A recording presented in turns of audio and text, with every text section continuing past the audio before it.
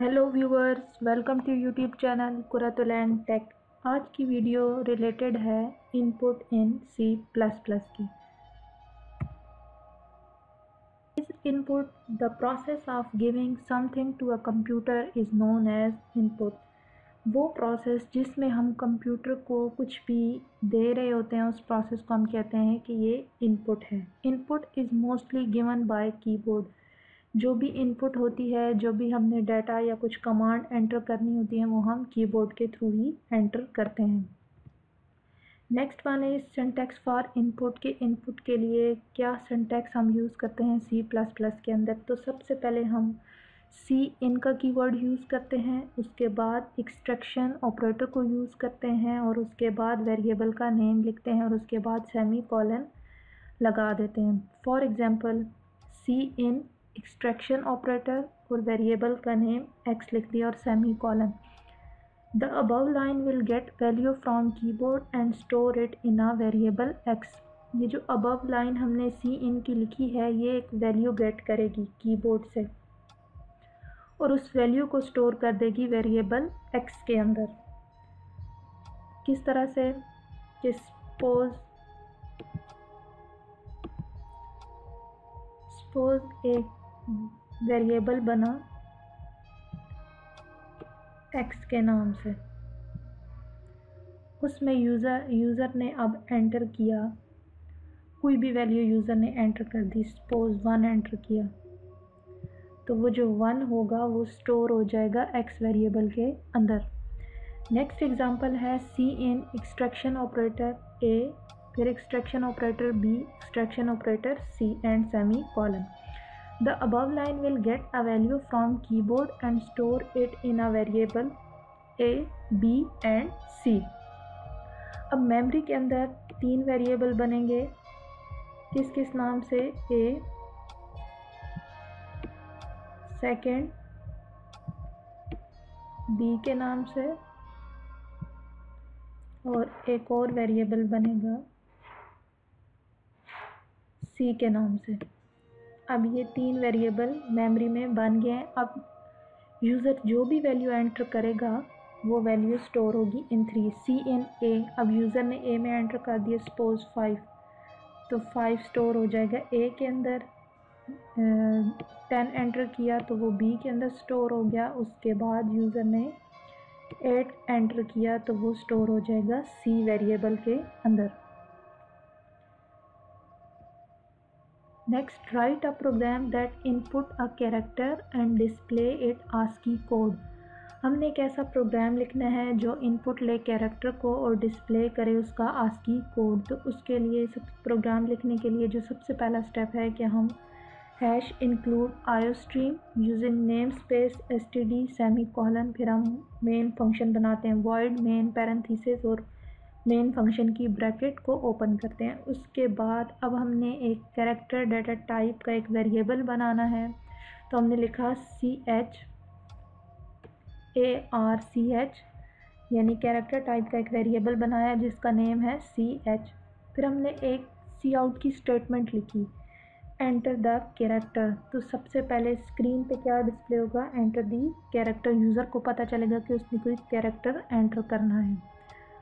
अब यूज़र जब character enter करेगा, सपोज यूज़र ने F एंटर कर दिया, सी इन CH, सी इन, फिर एक्सट्रैक्शन ऑपरेटर और फिर वेरिएबल का नेम और सेमी कॉलन। अब यूज़र जो F एंटर करेगा वो इस CH वेरिएबल के। अच्छा, तो अब मेमोरी के अंदर एक वेरिएबल बनेगा जिसका नेम होगा CH। एक वेरिएबल बना जिसका नेम है CH। अब एक और वेरिएबल बनेगा num के नाम से।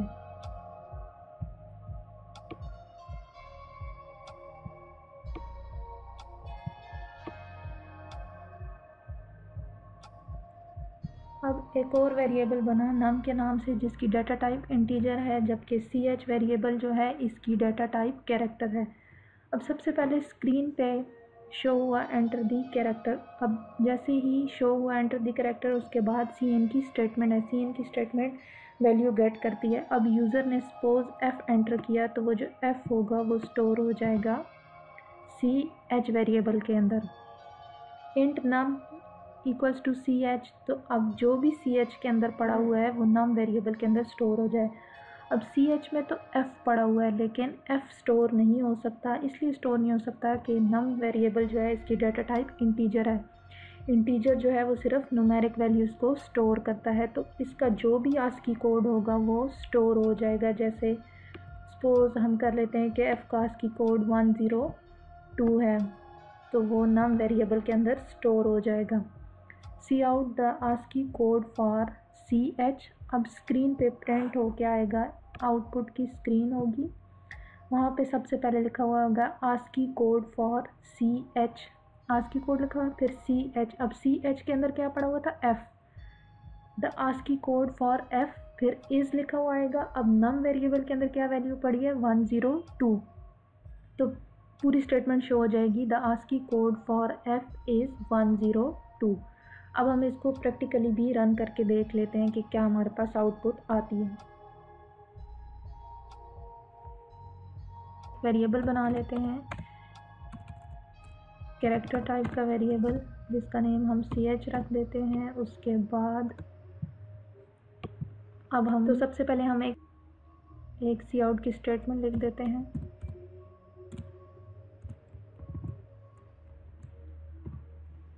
एंटर कैरेक्टर,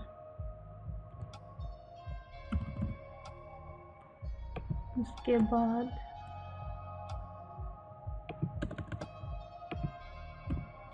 अब CN की स्टेटमेंट लिखते हैं कि यूज़र जो भी कैरेक्टर एंटर करे वो इस CH वेरिएबल के अंदर स्टोर हो जाए। अब एक और वेरिएबल बनाते हैं जिसकी डाटा टाइप इंटीजर रखते हैं और उसका नेम, वेरिएबल का जो नेम होगा वो हमने नाम रखा। अब इसको वैल्यू भी असाइन करते हैं, एक वेरिएबल का नेम इसको असाइन कर देते हैं CH। अब दोबारा से प्रिंट करवाते हैं सी आउट ASCII कोड फॉर के बाद अब हमने CH वेरिएबल के अंदर जो कैरेक्टर स्टोर था हमें वो डिस्प्ले करवाना है। उसके बाद हम इज़ लिखते हैं डबल कोट्स के अंदर, क्योंकि हमें एज इट इज़ इसको प्रिंट करवाना है। और आगे नम वेरिएबल के अंदर जो ASCII कोड स्टोर होगा हम वो प्रिंट करवा देते होंगे यहाँ एंड पे एंड एंड, ताकि नेक्स्ट लाइन पे मूव हो जाए कर्सर।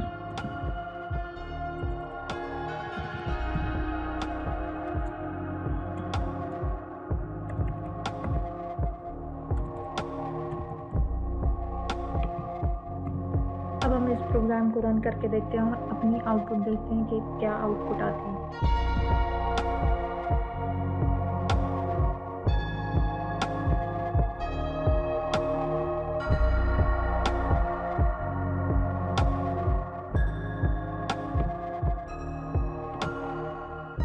सबसे पहले स्क्रीन पे लिखा हुआ आपको नज़र आ रहा है एंटर कैरेक्टर। अब हम यूज़र को पता है कि उसने कोई भी कैरेक्टर एंटर करना है। सपोज मैं F एंटर करती हूँ। अब मैं एंटर का बटन प्रेस करती हूँ। अब लिखा हुआ आ गया है ASCII code for F is 102, कि जो ASCII कोड है F का वो 102 है। तो जिस तरह आपको ड्राई रन करके बताया था उसी तरह इसकी आउटपुट भी आ गई है। अब हम नेक्स्ट प्रोग्राम देखते हैं कि नेक्स्ट प्रोग्राम क्या है।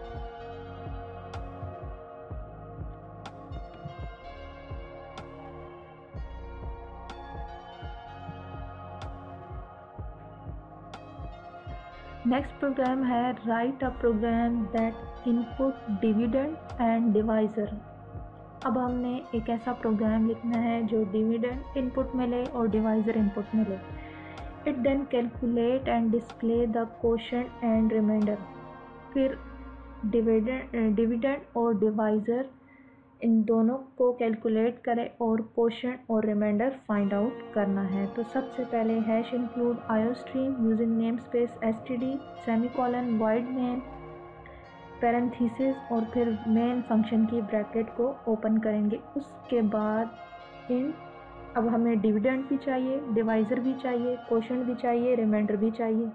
तो हमने 4 वेरिएबल बना लिए जिसकी डाटा टाइप इंटीजर होगी। तो अब मेमोरी में 4 वेरिएबल क्रिएट हो जाएंगे, एक डिविडेंड के नाम से, एक डिवाइज़र के नाम से, इसको हम लिख देते हैं, ये है डिविडेंड, ये है डिवाइज़र,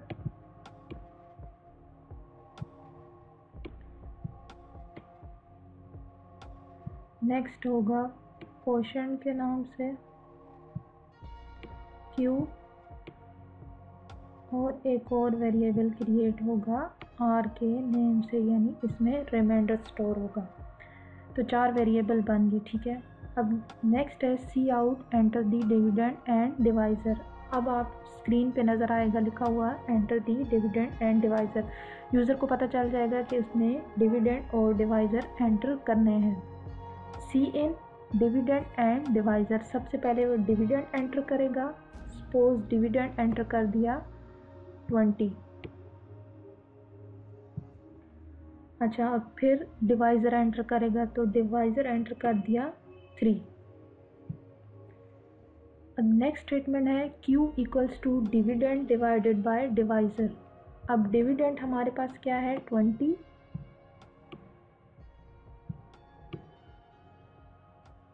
जबकि डिवाइज़र हमारे पास क्या है 3। 3 6 18,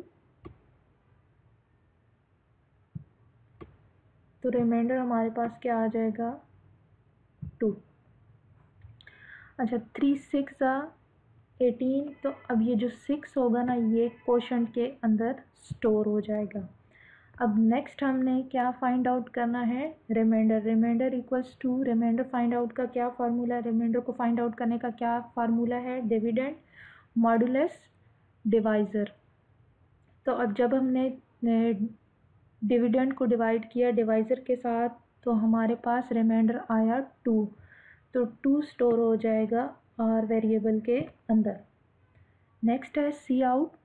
अब हमने प्रिंट कराना है क्वोशंट और रिमाइंडर को, तो उसके लिए सी आउट की स्टेटमेंट लिखेंगे। C out insertion operator, double quotes के अंदर मैं चाह रही हूँ कि लिखा हुआ है क्वोशंट इक्वल्स टू और आगे इंसर्शन ऑपरेटर, फिर Q के अंदर जो भी वैल्यू पड़ी है, मतलब 6 लिखा हुआ आ जाएगा, क्वोशंट इक्वल्स टू 6 लिखा हुआ आ जाएगा। अब नेक्स्ट लाइन पे कर्सर मूव हो जाएगा, नेक्स्ट लाइन पे क्या लिखा हुआ है, रिमाइंडर इक्वल्स टू 2। अब हम इसको भी प्रैक्टिकली करके देख लेते हैं, प्रैक्टिकली इसको परफॉर्म करते हैं।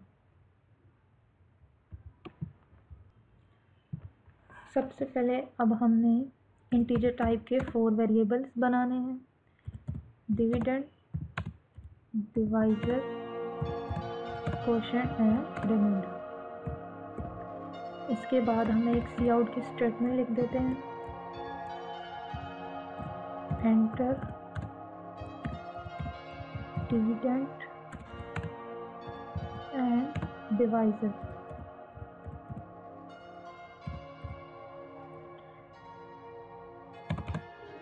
नेक्स्ट हम सेमीकोलन। अच्छा, उसके बाद अब हम सी इन की स्टेटमेंट लिखनी है। सबसे पहले डिविडेंड एंटर करेगा यूज़र, फिर नेक्स्ट जो होगा वो डिवाइज़र होगा। उसके बाद अब हमने क्वोशंट को कैलकुलेट करने के लिए फॉर्मूला लिखना है, तो Q equals to dividend divided by divisor. अब रिमाइंडर को फाइंड आउट करने के लिए हमारे पास क्या फार्मूला है, डिविडेंड मॉडुलस डिवाइज़र। अब इन दोनों को प्रिंट करवा लेते हैं, क्वोशंट एंड रिमाइंडर को।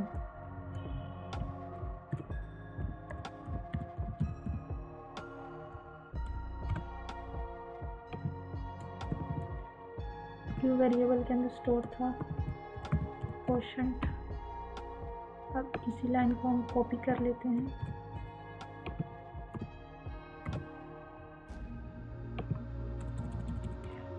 यहाँ पे हम चेंज कर देते हैं रिमाइंडर, ये R है। अब हम इस प्रोग्राम को रन करके देखते हैं कि क्या आउटपुट आती है।